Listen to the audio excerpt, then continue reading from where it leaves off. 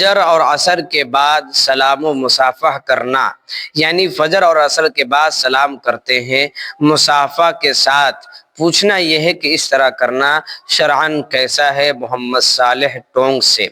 یاد رکھیے سلام کرنا کیا ہے؟ سلام کرنا سنت ہے، لہذا جواب دینا واجب ہے۔ حدیث شریف میں آیا کہ سلام کرنا چاہیے۔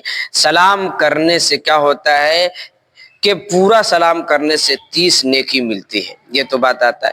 ایک اور حدیث شریف میں آتا ہے کہ سلام کی تکمیل مصافحے سے ہوتی ہے، لہٰذا اگر آپ نے مصافحہ کر لیا تو سلام کی تکمیل ہوئی۔ اور ایک اور حدیث میں آتا ہے کہ اس کے ان دونوں کے جدا ہونے سے پہلے ان دونوں کی مغفرت کر دی جاتی ہے۔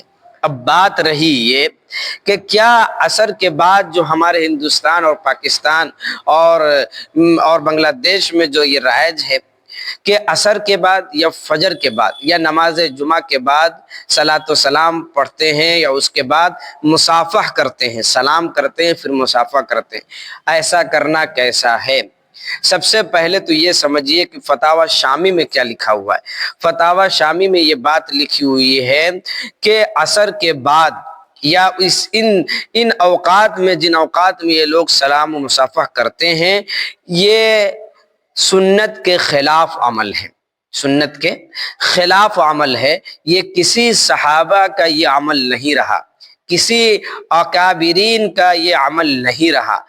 اور فتاوی شامی میں لکھا ہوا ہے لا اصل لها فی الشرع، کہ شریعت میں اس کی کوئی اصل نہیں ہے، لہٰذا اس کے وقت کی تعیین کر لینا کہ فلاں وقت میں ہی ہم سلام و مصافحہ کریں گے اور اس کو کرنا ضروری سمجھنا اور نہ کرنے والے کو غلط شمار کر دینا، یہ سراسر دین میں نئی بات کو داخل کر دینا ہے۔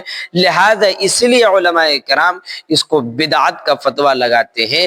حضور پاک صلی اللہ علیہ وسلم کا ارشاد ہے کہ وہ بات جو میرے دین میں نہیں ہے اس کو وہ داخل کر دے اور ثواب سمجھ کر کرے، وہ بدعت کے عمل میں چلا جاتا ہے، بدعت کے زمرے میں چلا جاتا ہے۔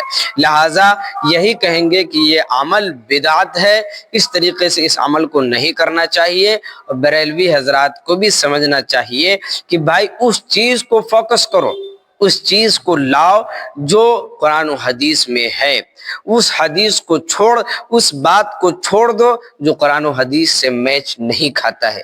لہٰذا ہم عمل کریں گے۔ ہمارے نبی صلی اللہ علیہ وسلم نے فرمایا کہ 2 باتیں ہم تم میں چھوڑ جاتے ہیں، 2 چیزیں ہم تم میں چھوڑ جاتے ہیں، اس پر اگر مضبوطی سے تھامے رہو گے تو تم ہمیشہ کامیاب رہو گے اور تمہیں دنیا کی کوئی طاقت گمراہ نہیں کر سکتی۔ سب سے پہلا یہ ہے قرآن اور حدیث، یہ 2 اگر ہم نے تھام لیے ہمیں کوئی گمراہ نہیں کر سکتا۔ لہٰذا سلام کرنا عصر یا کے بعد یہ بدعت عمل ہے، اس کو دھیرے دھیرے ترک کر دینا چاہیے۔